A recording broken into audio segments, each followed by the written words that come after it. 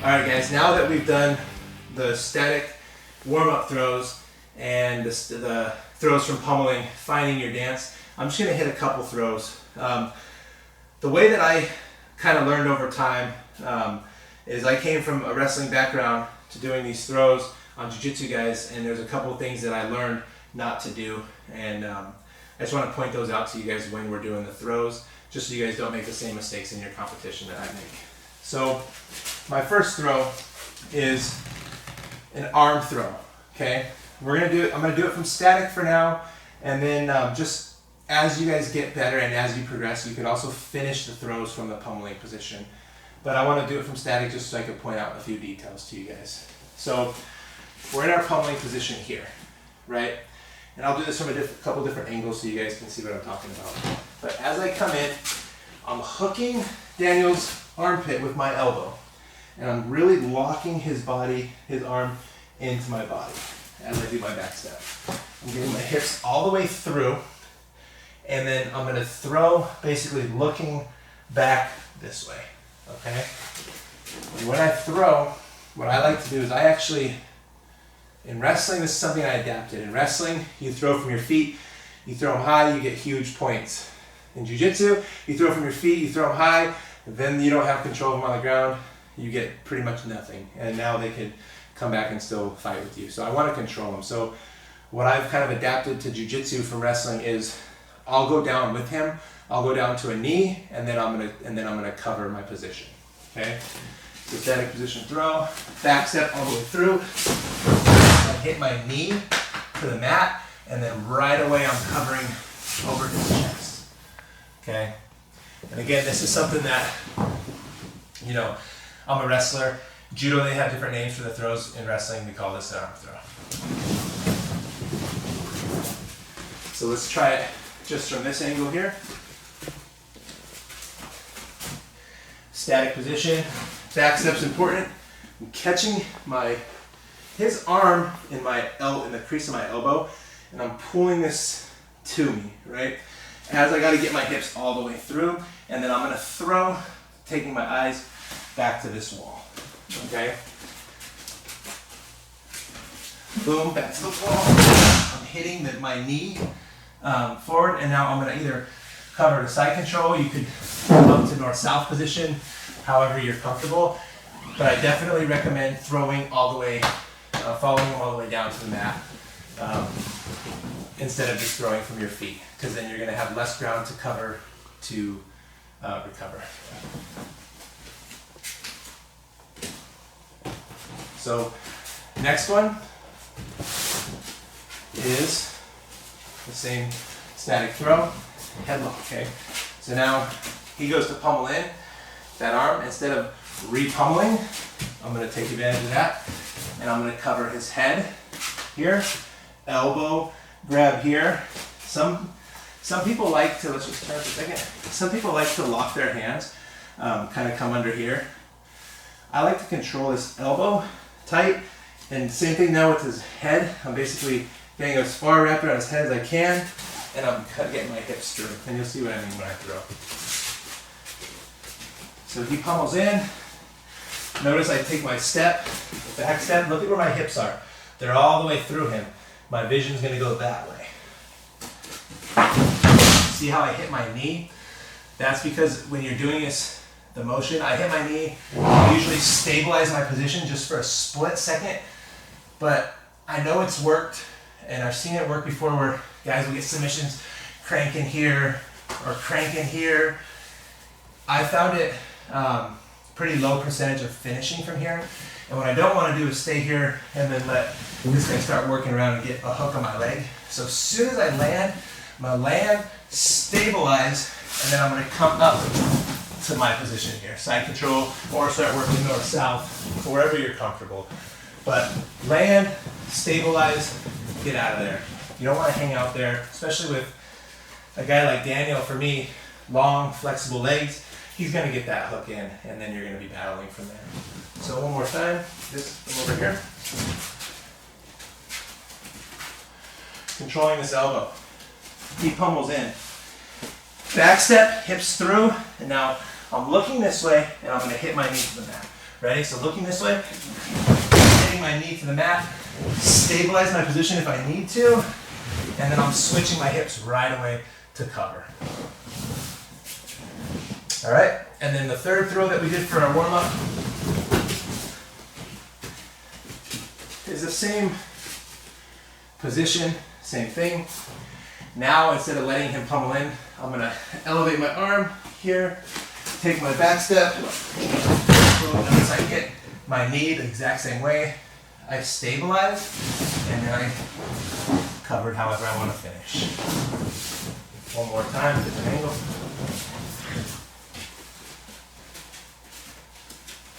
This is important part really is elevating here, boom. It's got to be kind of a fluid motion. Back stepping, getting my hips through, banging on my knee, stabilizing, and covering. All right, guys, those are my 3 favorite warm-up throws to really get loose and really get ready for those reactions. I hope you like them. All right, guys, so I just want to show one more setup for getting into that guillotine. Like I said, it's my favorite submission. It's the one that I use the most. And now we talked about kind of going around to the back. So you could do the guillotine from the front, where how we just talked about coming in here and spinning around and then kind of throwing this knee in, right? So now I want to talk about what if I get behind here, or I'm in a turtle position, or for some reason we're just in turtle position, okay? So what I like to do is I have to get my front knee behind his elbow. That's kind of the block. If he gets his elbow to here, it's going to be really tough to do that guillotine, that arm in guillotine, right? So if I could get that, if he's starting to block there, you know, a lot of times people don't know that this is coming. So I'm able to kind of be in this turtle position. I do a lot of my submissions and attacks are from a turtle position, from like a wrestler spiral ride is how I break people down, things like that. So if I'm in turtle position, what I like to do is I just kind of start out in a spiral ride, and I'll push him this way and start trying to pull him just enough to where he posted. So if this elbow's not here already, say he's protecting and it's back, once I start pulling him to the side, now you see how it opens up. His elbow's there. Immediately, I'm gonna shoot this front knee in, and I'm gonna reach over his head, and I'm connecting it onto my thigh. And I'll change the angle for you guys in a second so you can see what I'm talking about. But when we did it from the takedown, I didn't let go of the arm, like underneath the arm and behind the armpit, right? But it's a little hard to get that angle immediately. So I'll shoot to my thigh, and I'm grabbing the inside of my leg here, and I'll show you what I mean, or I'll show you that angle in a second. But now I'm gonna keep this grip here. I have my own leg here. I'm getting my wristwatch grip, and now I'm gonna sit into this choke arm and guillotine here, doing the same thing, coming over the top, pinching my legs together and squeezing. And it gets really tight.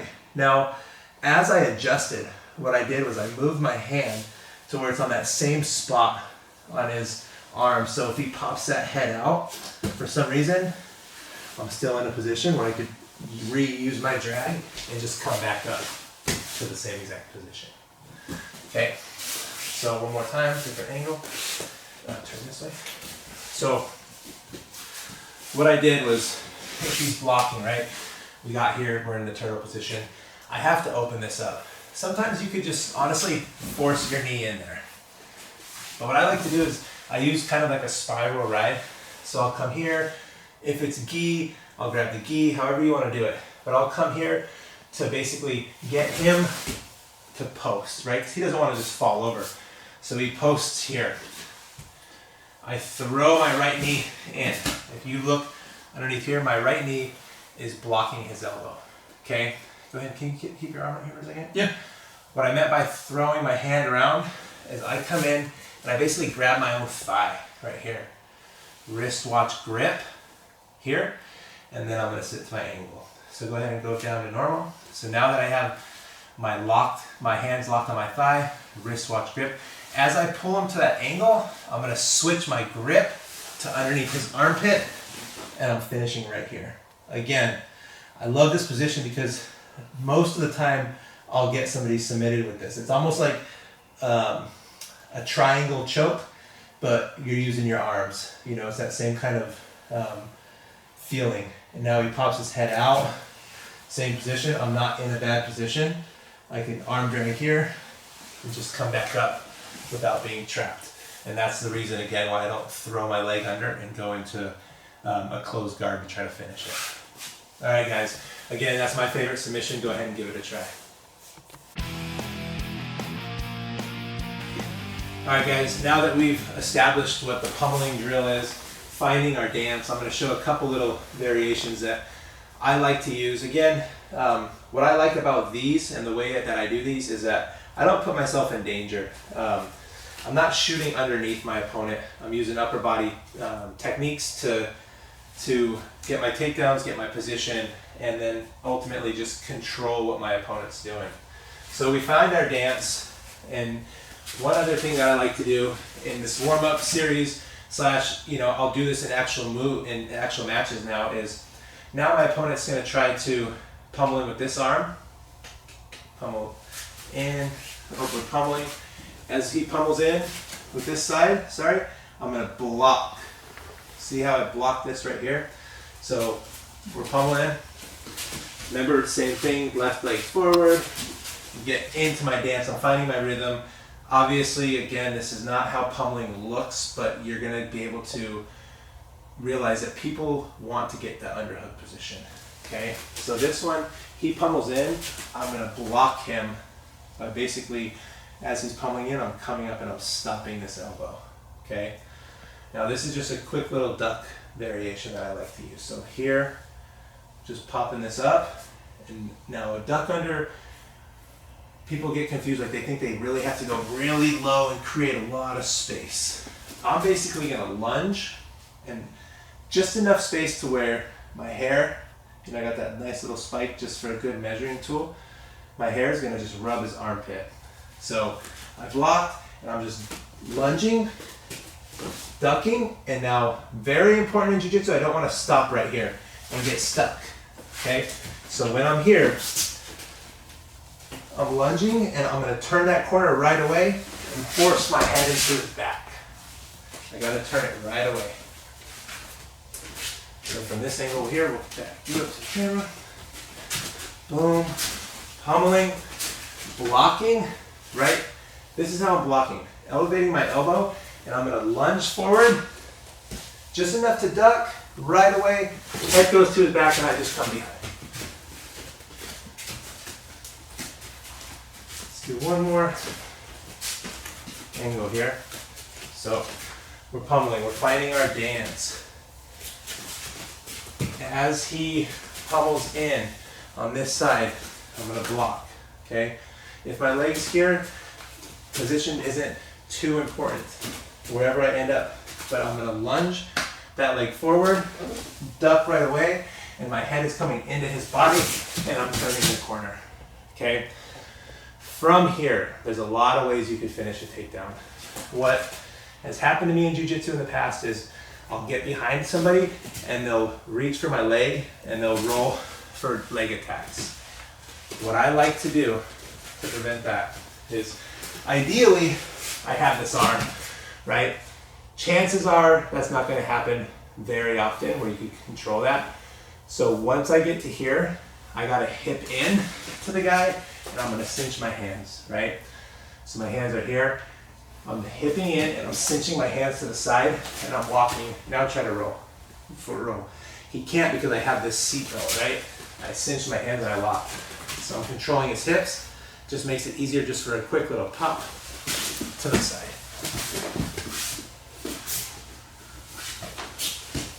Pretty important detail is when you get behind somebody, right? Like I did my duck under. Boom. I'm behind him here. If I don't cinch my hands, and like he's loose up top, it's really hard for me to control him. Like it's really hard for me to lift. Even Daniel, being lighter than me, it's hard for me to lift. So I have to cinch that hand, keep everything tight. Keep everything tight, hips in, and now it's even Daniel weighing the 230 30 pounds, I think he weighs. I could easily pop him up. Look like he's like really light for me because of my positioning, not because of strength or size. So, one more time. Do it from this angle here. So pummeling, block, hitting my duck under, head right away. Now, from behind, I'm cinching my hand and I'm putting my hips into him, right? And Daniel's, I think, 360 pounds. And I could easily pop him up and bring him down underneath, okay? And then again, I'm in my favorite position here. Arm and guillotine attacks, or obviously this is to build on your own game. So give it a try. All right, guys, moving on to a different series now. We're gonna go back to my pummeling, but now we're gonna pummel, we're gonna try to get double underhooks. Double underhooks is a very, very dominant position as long as you're smart with your positioning, okay? Before we even get into the takedowns from double underhooks, I'm just gonna show a couple ways that I like to get my double underhooks. Okay, we can go back to the 2-on-1 here, where I like to establish the 2-on-1, and then my hand that's on the wrist, I'm gonna come up to the underhook, and then the other one, I'm gonna just release and try to slide through or punch through to double underhooks. Okay, that's one way. I'm gonna just show you guys a couple ways you guys could work to get into the position, but half of the battle of getting a takedown, or probably even 75% of the battle of getting a takedown with double underhooks, is actually getting into that position. Once you're in that position and you're good there, you should be able to finish the takedown. So here, 2-on-1 that we already had, I'm releasing one hand, coming to the underhook, and I'm gonna just either pull him a little bit if I need to, or I'm gonna release his elbow and punch through, okay? Notice what I like to do. My leg is between, I'm here. When I get my double underhooks, I'm gonna elevate my elbows and I'm gonna pull him onto me.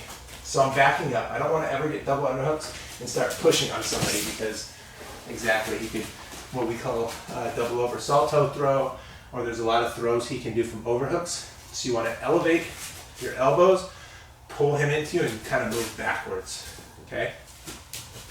Kind of opposite of the old school like bear hug theory, right? One more time from here. I'm gonna just start with my 2-on-1. One version here. I can release this elbow, because like now I'm pushing a little bit onto his elbow. He doesn't like that, right? So I release it and I'm gonna punch this through. I like fingertip grips. I feel like I have a lot more control for the things that we're gonna go into. But if you're more comfortable with gable grip, you can do that. I just like the fingertip grips. I feel like I can elevate my elbows more, and then I have more room to adjust as needed. Pulling them up, elbows up, pulling them to me, and I'm walking backwards. Okay, and we'll start from there. The next way that I like to get underhooks is a little bit more physical way, where I'm gonna just come in and I'm gonna one hand on the head, and now when I put a hand on the head, I'm not pushing on him, because somebody that's good could turn and throw, right? So I'm gonna put one hand on the head and I'm pulling the head, the other hand's gonna punch through here, and I basically will establish either a pinch headlock, or now that I have this elevated, I'm gonna try to punch the other arm through for double underhooks. Fingertip grip, elbows up, and pulling backwards.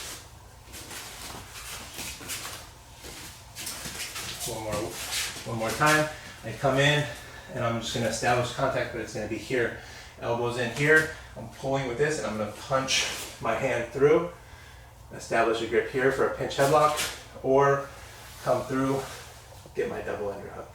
Okay? They're not going to want to let you get your double underhook. Sometimes you have one underhook, you can grab a wrist, you can throw it up, smack it in.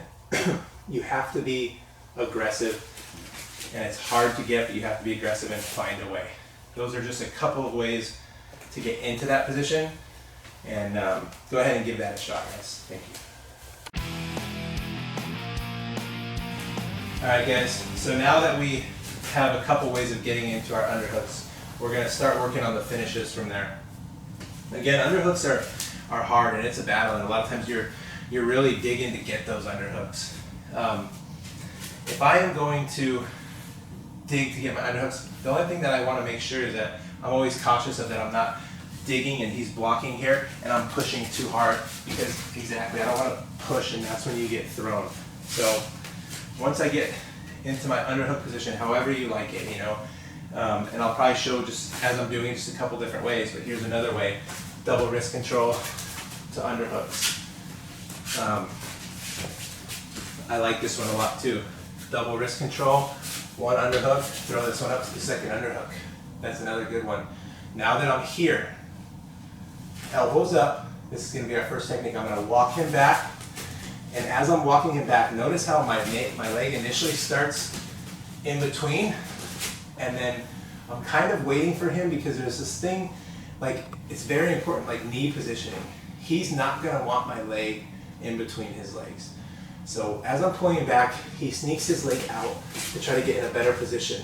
I got to be really careful that he doesn't throw me like that or gets his hips through. So right as he steps out, I'm going to do what's called a shuck by. So I'm pulling him, he steps out, right away I'm going to elevate my knee and my elbow at the same time and shuck him by. Okay, now we're in that position, my hands are already cinched. You go for my takedown that we just worked. Okay, one more time. We'll go double unders again. Boom, double underhook. I'm pulling. As soon as he gets his leg out, I'm going to elevate, shut by, and now I'm behind him. It works really good, especially kind of later on when somebody's sweaty. You can also do like a slide, right? So I get double underhooks, pulling him. As soon as he comes out, instead of like a big elevation and shucking here, I'm going to change my levels a little bit. So gets his leg out, and now I'm going to drop my level down here and slide down to his body. Okay, that's a very high percentage move. The thing I want to point out to watch out for real quick is once you're in the double underhooks, is that if I create space here, now he can get that headlock or that arm throw or whatever. So you have to be cautious of you're pulling. Now, go ahead and if I'm pulling on him and backing up slowly, he cannot throw me, right? As soon as he gets those legs out, shut him by right away, very explosive. Now I'm in my position to finish my takedown. All right, guys, go ahead and give that one a shot. All right, so the next move we're going to move on to with double underhooks is going to be very similar to how we finished with our arm drag series. Okay, a lot of this stuff, the fundamentals stay the same. It's just the positioning and the controlling the body that changes. So we're going to get into our double underhooks, right? Double wrist, double underhooks, however you want to get into them. Establish a style that works for you. I like this one. Boom. Now look where my leg is. Very similar position from where our arm drag was, right? I'm here, I'm elevating, I'm pulling. Now what I want to do is I'm going to change my levels, because you have to change your levels, and I'm going to cinch my hips, my hands on his hips at the same time. So I'm changing my levels, and I'm cinching my hips here at the same time. Go back just so I can show this. So watch my arms and where my foot goes. I have double unders, right? My levels not changed yet. So when I change levels, I'm going to also cinch my hands to over here. Boom. Now hips to hips, and look at where we are, guys. Same position for that corkscrew finish.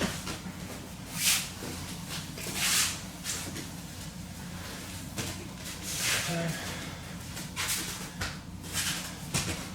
Double underhooks. This position is, you're in a dominant position now, but to finish this, it's going to be hard, right? So changing levels. My hands cinched here, put my hips in the right direction. Basically, we're facing the same way. I'm going to elevate that leg and step around to my corkscrew position. You guys, this is one that's very high percentage. If you get into that double hook position, you should be able to finish. It's going to be tough, but as long as you're controlled the whole time, you should finish this move. Go ahead, guys, and give it a try. Alright guys, the next technique that we're going to do from the double underhooks is using that change of direction, but now with double underhooks instead. So let's turn this way. So what I want to do is I'm going to get my double underhooks. Again, I keep doing this. This is probably my favorite way to get them. I know we talked about a few different ways, but I like to get the double wrist control to my underhooks. I'm pulling him. Now, when I pull him, elbows up, pulling him to my body, what his natural reaction is going to do if I'm pulling him is to pull back. So again, this is very, very, like, I have to drill this a lot so I can start feeling when he does that. And this is when I'm going to change my direction. So I'm pulling, he squats down, that's when I change my direction.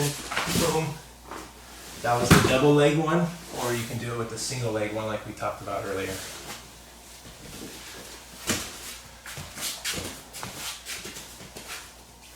Double underhooks, I'm pulling him. As soon as I feel I'm pulling back, this time I'm going to do it just single leg. But remember how important it is to come down and collapse all my weight onto his hips. Boom. Again, it's the same technique that we did from my 2-on-1 series. It's just now we're only in the double underhooks. This time we'll do it with the 2 legs. I pull back, he pulls down. Watch my second leg is going to come through. Spread the knees as I come down. Let's do that one more time, a little faster. It's a little hard to do that in slow motion.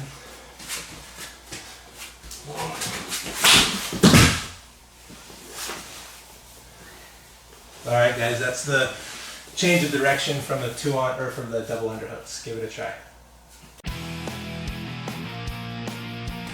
Alright guys, one more finish here with the 2-on-1s is going to be, I'm going to get into that same dominant position where I would use my corkscrew, but this time I'm going to elevate, right?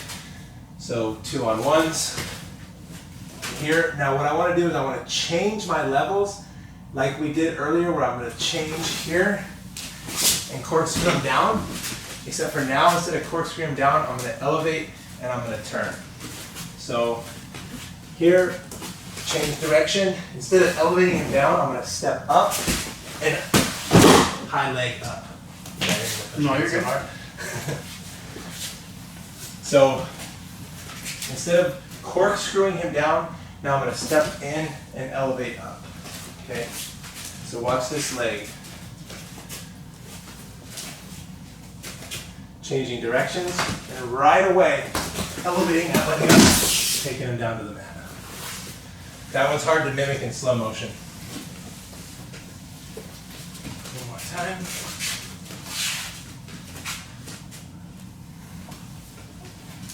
Pulling. As I change, notice when I change my levels, I still have to get my cinch. If I don't get my cinch, I'm not going to be able to elevate. So I have to cinch and able to keep him to my chest.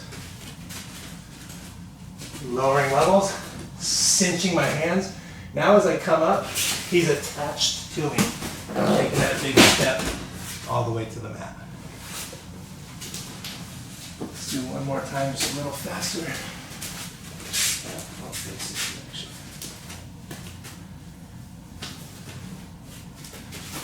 Changing directions and cinching at the same time, elevating that leg down to the mat. All right, guys, give that one a try. All right, guys, now we're going to move into the pinch headlock series. It comes from some of the same positioning that we're going to use, or that we've already used so far in the DVD. Another one of those high percentage positions where I'm not really sacrificing anything to get my takedowns. I'm not sacrificing or putting myself into danger, but he's going to be trying to defend my moves, so I'm the offensive, which takes away his offense. So we're going to go back to that 2-on-1. I like getting into this, just a single underhook from this 2-on-1 that we established earlier. Wrist control, coming here, closing the gap. Now what I want to do to get my 2-on-1 is, there's a couple things. A, I could just come underneath his elbow, which is pretty cool if you could keep that trapped in here. And then I'm going to switch my hands to the pinch headlock grip. If I can't get that, like he's just too strong here, I'm just going to come underneath to the 2-on-1. It doesn't really matter because it's going to get you in that same position. So 2-on-1, I'm going to pull this out. Notice my underhook side, my leg I'm already stepping forward. That's, you have to have that positioning. Up to the shoulder and then up to connect. Okay. My grip on this pinch headlock is finger to finger. You can do a gable grip if you prefer. Again, I feel like there's more room to make some of the adjustments that we're going to show here with this grip. So I would use the finger grip, but if you're set on the gable grip, try it both ways. Position. Can't get this one. Coming through. Look at my leg. Look at my positioning. One thing I want to point out with this pinch headlock, my hand position, right? Everything's tight. This right elbow is into his chest. So I'm here. Okay, I'm keeping my hand here. I don't want to be here because that gives him underhooks. I want to establish his position and I'm going to start pulling on him. That's how you kind of start setting up the pinch headlock. First, takedown from the pinch headlock is going to be just basically the common pinch headlock series or throw. Coming in, locking my hands. Look at where my leg is. Same position where we finished our double underhooks and our arm drag earlier. I'm going to walk him back. Now, as I go to throw here, what I want to do is I want to make sure I cinch my hands as far as I can. And now I need to just make a little adjustment with my feet. So I'm going to step in with this leg and I'm going to start the motorcycle with my back leg.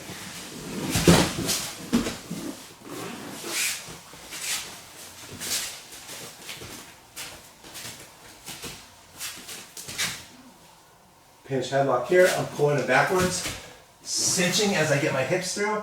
What I mean by starting that motorcycle is like I'm taking a step in, I'm really kick-starting hard, like I'm kick-starting an old dirt bike or something, up, taking him down.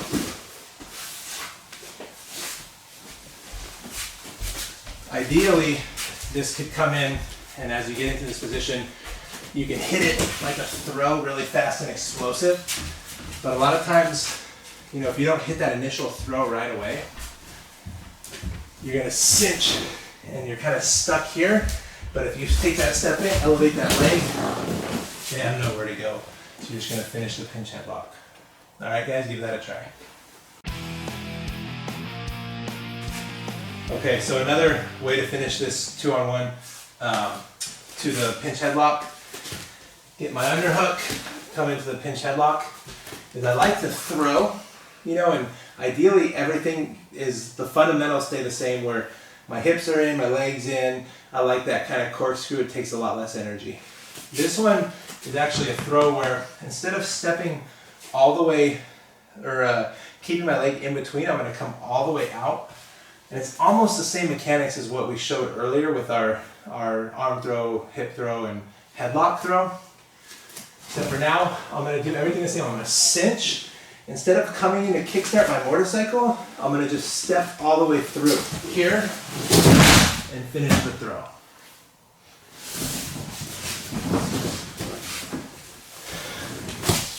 Try to break this up just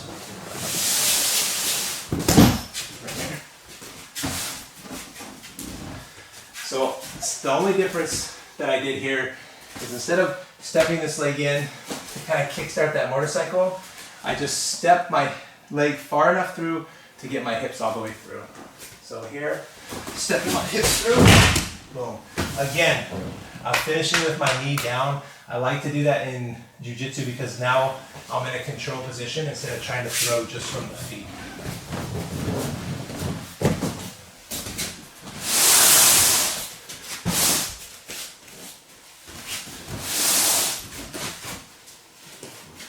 Just a different angle. Cinching hard, stepping through, getting my hip through, and knee. Okay, now I'm inside control. Can't really do that when it's slow motion, so hope you guys can see what I was doing there. Give it a try. Alright guys, another finish from the pinch headlock. There's now, in wrestling, how we talked about earlier, I'm putting these chains together, right? So now it's going to be based off of his reaction again.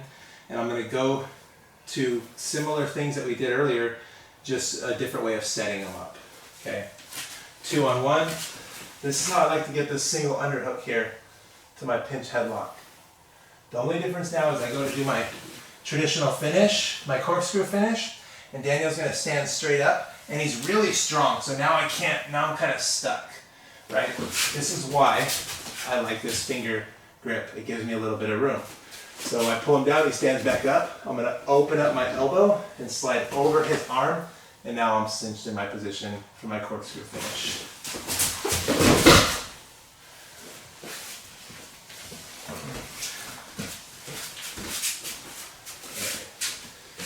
So, 2 on 1, underhook, pinch headlock, elbows are tight, everything's tight. I go for my throat, see how I can't, he's standing up. Now I'm going to open up this elbow, slide over. Really important detail here is I'm not straight in his back. I have that cinch still. Everything's got to be cinched to finish correctly. Cinching, look at how low I am. I'm underneath his hips, my hips underneath his, so I lift that back leg up and I can corkscrew him down to the mat.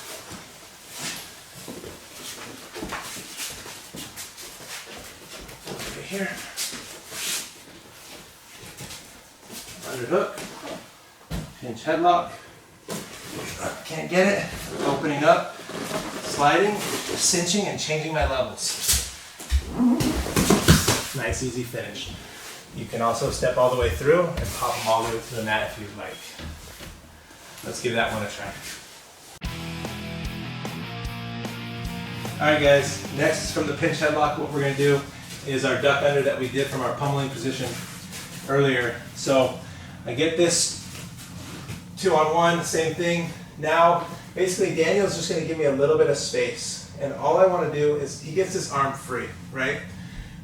Gives me a little bit of space, like by backing out his hips, okay? As soon as I feel this space, and I could step in, I could go for my throws. Another option that I like to do is I'm going to step back and immediately re-step to a duck under. Notice I keep my hands locked here because this is keeping my control. Go ahead and try to reach behind my neck. Guillotine, something like that. Like it's going to be really hard for him if I keep that control. If I do my duck under here and I lose that lock, that's when he can start doing things like that. I also got to remember that I'm going to change that corner or turn that angle right away so I don't get stuck there. Okay, so 2 on 1, boom, gets that hand up, gives me a little bit of space, just a little gap. So now all I want to do is step back with my left leg that's in between, and then I'm going to re-lunge, ducking, keeping everything tight, coming up to his body. So just another variation of that duck under. I like it because I'm not putting myself in any danger. Again, I'm not shooting in, I'm not getting stuck underneath them. Everything is control. If I don't get it, I don't put myself in a bad position or out of position in my match. So different angle here. 2 on 1. Gives me that little bit of space. I'll bury my head in his shoulder, right? By burying my head, now if I'm here, he has some opportunities to do some throws and stuff. If I step back, bury my head here, and I'm going to take just a lunge step forward and basically slide my head on his arm, come up to his body. One more time here. 2 on 1. Connecting my hands. I like to just take that step back, bury my head. Now look at where my foot goes and look how tight my head comes to his arm here. I'm not pausing here, and I'm just coming up to his body. And then we can work on that takedown or that finish from here that we did earlier.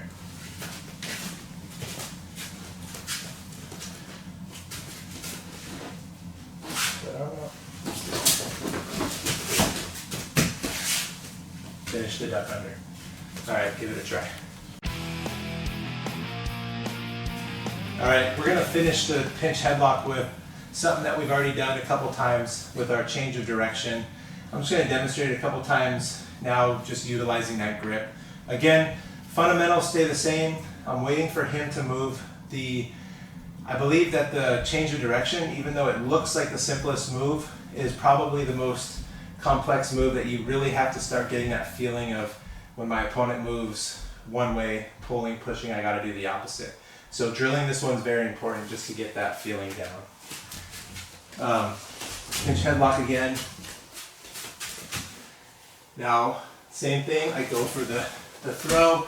Daniel squats down. What I'm gonna do is, the first one I do is just with the single leg. Remember, I'm changing my direction on my toes. The only difference here is that instead of cinching on the body, I'm gonna stay up top. Okay, there's gonna be two ways that we finish this one. Okay, this one here, I'm gonna stay up top. So he sits back, I'm gonna stay up top. And I'm using this grip where I'm pulling my elbows in and pulling down on his head. And that's actually going to kind of buckle his back. Show one more time from that direction. So as I go, notice everything's coming down on his body and I'm stepping through, pulling him down with me really hard with all my weight at the same time that he's squatting down to get away from me. It's got to be, the timing has to be right.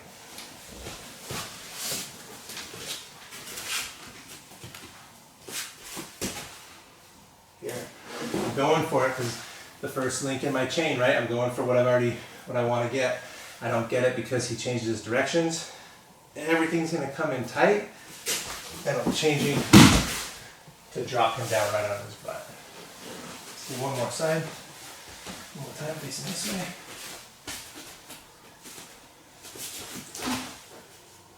Here, boom.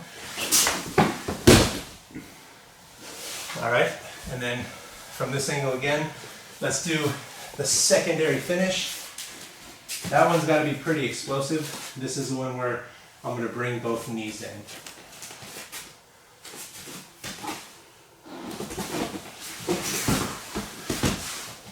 Again, a little bit more control that way, but you're going to end up in the closed guard of your opponent, which is fine. So that's it, guys. I hope you appreciate the DVDs. These are the moves that kept me undefeated in Greco against Jiu-Jitsu guys, and I hope they work for you too. Thank you.